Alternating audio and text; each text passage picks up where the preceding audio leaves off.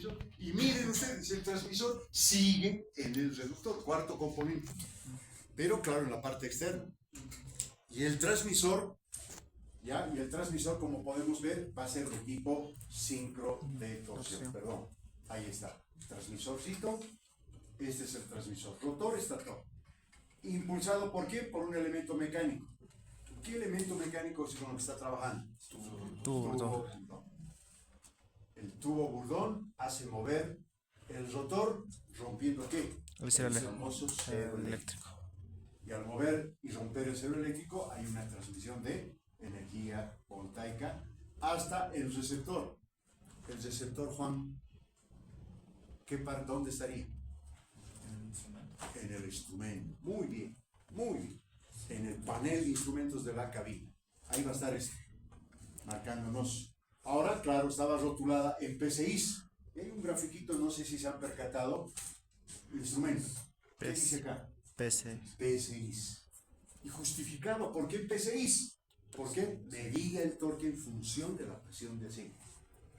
Hoy en día los indicadores de torque definitivamente cambiaron en el sentido de que ahora ya están marcadas o rotuladas como corresponde.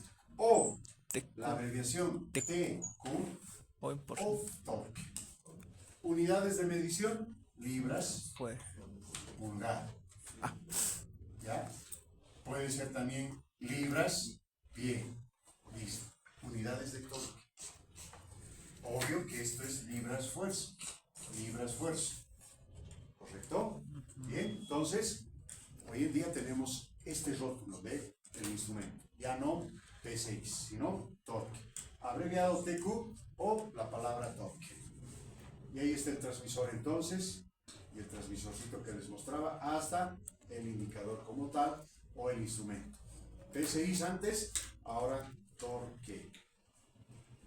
Y ahí internamente tenemos rotor y estator. Ahora, si no tuviésemos aquello, voy a retroceder en este gráfico. ¿Qué pasa si esto es una pantalla? Un procesador. Procesador. Que va a trabajar con cables y especialmente después del del procesador, los famosos ARIN. No se olviden de los ARIN, ¿de acuerdo? Muy bien, entonces, esa es la configuración de nuestro sistema de torque de tipo hidromecánico. Ahí está, si fuese una pantalla y hay un procesador que antecede. ¿Qué tal? ¿Se ha entendido el sistema hidromecánico? Sí. Complejo por los pistoncitos maestro, esclavos, por la válvula reguladora de presión, etcétera, etcétera. Pero así funciona. No podemos dejar de lado la forma como funciona el sistema de torque de tipo hidromecánico. Vamos al sistema de torque de tipo eléctrico. ¿Qué avión es este el que les estoy mostrando? Un dash. El Dash 8. Y el Dash 8 porque lo teníamos en nuestro medio también. Podíamos trabajar tal vez con un, no sé, se me ocurre, con el Metro 23, que también tiene un sistema eléctrico, pero el Dash 8 es característico, ícono, por el avión que utilizaba Amazon. ¿Qué tipo de motor tiene? Para empezar, tiene un motor turbohélice también. Disculpe que le interrumpa, ¿puedo salir? Pero es que no me siento bien, por favor. Salimos. Hice una pregunta. ¿Cuáles son los 4 elementos del sistema de torque? Hidromecánico. Ya, cómo no. Vamos con el primer elemento. ¿Cuál sería? El elemento detector.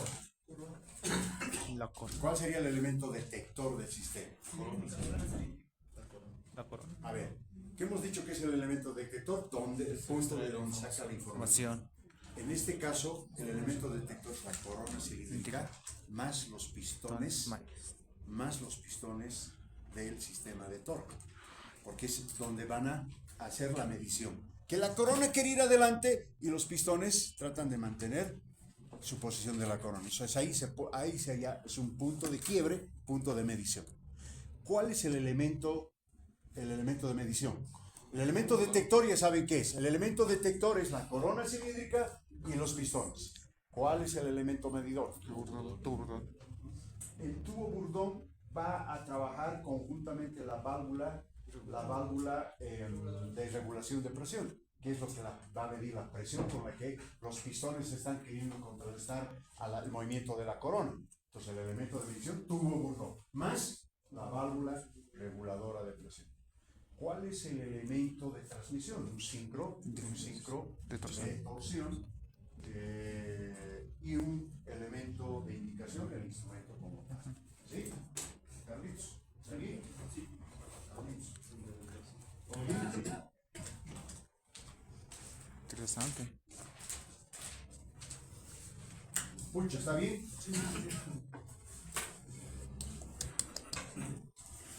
Bueno, toque esmeralda. Toque esmeralda. Con el corte das 840. El sistema de torque de tipo eléctrico, primero que ha cambiado de rumbo al sistema de torque en dos objetivos. La primera, ser mucho más preciso y eficiente, y eso es un dato no es que sea irrelevante, más al contrario.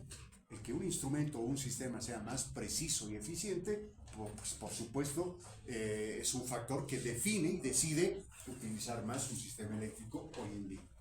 Pero uno de los otros factores, segundo, que primó más hoy en día para que hoy tengamos un sistema de torque más eléctrico que hidromecánico, es la menos complejidad. La menor complejidad. Ya no estamos hablando de pistones del BMP o pistones maestro esclavo, válvulas, etcétera, bombas, no. Se tiene solamente como una especie de un dinamómetro, un dínamo, dicho de otra manera, que la energía mecánica va a convertirla en pulsos eléctricos. ¿Sí? Vamos a ver este sistema bajo esos dos criterios: más preciso, más eficiente y menos complejo. Sistema de tipo eléctrico. ¿Cómo podemos nosotros definir o, en conclusión, generalizar el funcionar de un sistema de torque de tipo eléctrico? Va a haber un eje, un engranaje que rota y que por medio de un dinamómetro esa energía mecánica se transformará en pulsos eléctricos. Entonces, ¿cuáles serán sus componentes? Y claro, ese pulso eléctrico se medirá en un instrumento. Así de sencillo es este sistema. Ahora, claro, hay que ver con qué eje vamos a trabajar. Y claro, yo decía, el sistema de torque, sea eléctrico, sea hidromecánico, el alojamiento número uno es el reductor. Y aquí vamos a seguir manejando el reductor, es el lugar donde se va a acoplar el dinamo. A ver, vamos a explicar. Y este es el gráfico, ya un gráfico de un motor de turbohélice, motor tipo turbohélice, pero de tipo de turbina libre o de flujo inverso. Acá la turbina es una turbina que va a exclusivamente expulsar los gases quemados, y hay una segunda turbina, conocida turbina de potencia, la que nos va a impulsar todo el conjunto del eje, que va a conectarse con el reductor y del reductor a la hélice. ¿Dónde está el indicador de torque? Ahí está el instrumento, TRQ o TQ, abreviado torque. ¿Dónde está? A la altura del reductor. Un sensor que va a generar información eléctrica hasta el instrumento como tal. ¿Dónde está la corona cilíndrica, pistones? No, nada que ver. Aquí hay un sensor tipo dinamómetro y pare de contar hasta el indicador o hasta el procesador. Vamos, analizaremos los componentes y ahí está el caso del DAS 8, su motor típico. Ahí está el reductor, motor de turbina libre, igual, fíjense, ahí está. Y quiero que hagan énfasis en este gráfico. Este es el reductor de tipo piñón. Y en el acople del reductor, precisamente, vamos a tener un eje que va a transmitir qué fuerza, los SHPs. Entonces, a esta altura voy a tener dentro de los componentes el primer componente, que es el eje y el engranaje de transmisión de torque. Tiene que haber un eje que transmite una energía mecánica. Tiene que haber un engranaje que va a impulsar o va a generar un pulso eléctrico con el sensor. Y claro, ¿cómo trabaja un dinamómetro? No es muy complicado decir, la energía mecánica se transforma en energía eléctrica. ¿Cómo? ¿De qué manera? Y ahí está el primer componente, el eje y un engranaje. Un engranaje que va a estar marcado con una inserción magnética. Un engranaje cuyo diente número 1 o un solo diente va a estar marcado o con una inserción magnética. Ese es el primer componente. El eje principal y un engranaje como la que vemos. Puede ser el eje el color azul y el engranaje color verde o al azul, pero va a estar marcado con un solo diente. El segundo componente es el sensor, que es este sensor de torque y que está a la altura del engranaje y el eje que está transmitiendo la energía mecánica. Y que cada que este diente marcado con la inserción magnética pase por el sensor, ocurre esto.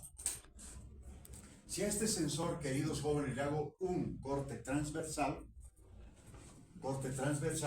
voy a tener las famosas piezas polares, que también son secciones magnéticas. En este caso yo tengo dos dientes marcados, y cada que esos dos dientes pasen y se alineen por las piezas polares, aquí yo tengo dos piezas polares. Entonces, cada que estos dientes marcados con inserción magnética pasen por las piezas polares, se completa un campo magnético, ¿sí? Como vemos acá. Y ese campo magnético por inducción, a partir de unas bobinas, se convierte en un pulso voltaico.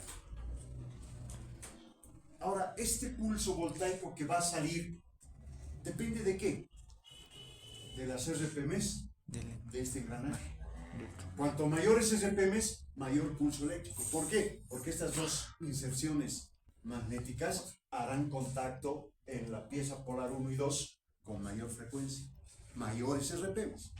Menores RPMs, inserciones magnéticas más las piezas polares, menos frecuente su contacto. Menores RPMs. Menores RPMs, menor salida voltaica. Mayores RPMs, mayor salida voltaica.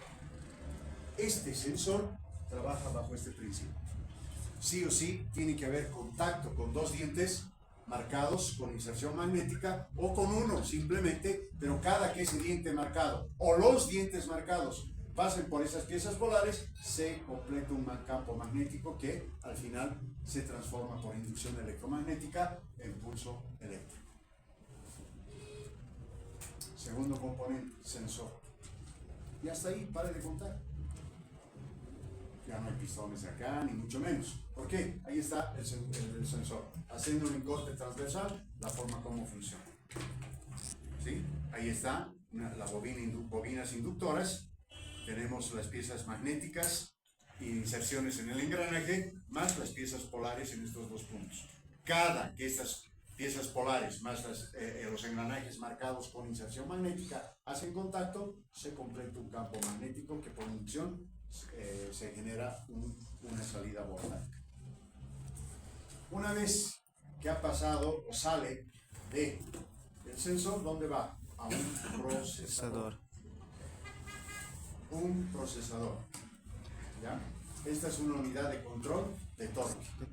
Es un procesador de lo que es la señal que está llegando del sensor. Motor 1 tendrá su propio sistema. Va a tener su eje, su engranaje, su sensor y su procesador. ¿Del procesador dónde saldrá? La pantalla. Ahí está. Este es el procesador y del procesador a la pantalla. Y en este caso está marcada con la letra TQ. Y es probable, queridos jóvenes, es probable que no esté con unidades de libras-pie, libras-pulgada. Sino, y aquí vale la pena mencionar, esté en porcentaje. Y este es el caso. El Dutch nos está indicando el torque bajo porcentaje. ¿Sí? El motor debe generar, no sé, 300 libras-pie. 300 libras-pie de torque. Eso es el 100%. ¿Cuánto sería 50%? 150 libras-pie. O sea, yo voy a tener referencia de que el 100% del torque que cada motor está generando son las 300 libras-pie. Entonces, nos pueda marcar, no sé, se me ocurre, 50%. no sé, no, 60%, 70%. Yo hago simplemente una conversión. La tripulación no lo hace. No va a estar con su computadora, su calculadora en la mano, no. Ya, que diga 90% para el despegue, ya está. Ya tiene la idea. ¿Me entiendes? 90% a cuánto equivale, a 250, 270 libras pie de torque. ¿Correcto? La tripulación lo único que va a hacer, cuanto mejor torque, 80, 90% mejor. Para de contar. ¿De acuerdo? ¿Sí? Entonces, sistema de torque de tipo eléctrico. ¿Qué componentes tiene? Engranaje y eje, transmisión de energía mecánica, el sensor, el TSCU, procesador, cables, obvio, cables ARIN, obvio, y el indicador. Aquí no estamos hablando de un transmisor, ojo, no estamos hablando de un transmisor síncrono de control, ni mucho menos, tampoco un tubo Fusdon, nada que ver, ¿sí? Nada que ver. Aquí, por eso decíamos que ese es el factor tal vez más determinante.